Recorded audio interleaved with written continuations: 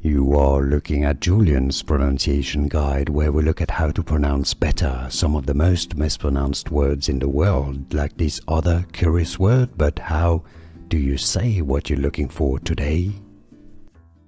Let's learn how to pronounce this confusing word once and for all correctly. A name from science, name of non-neuronal cells.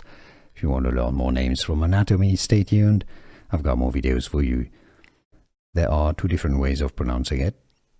Glial is the British English pronunciation, the UK pronunciation, glial. The Americans usually say it as glio as well. So the two pronunciations are used and are correct indeed.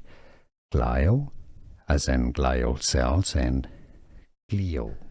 Here are more videos on how to pronounce more confusing words and names too many mispronounced. Like this video if you found it useful. I appreciate your support. I'll see you soon and thanks for watching.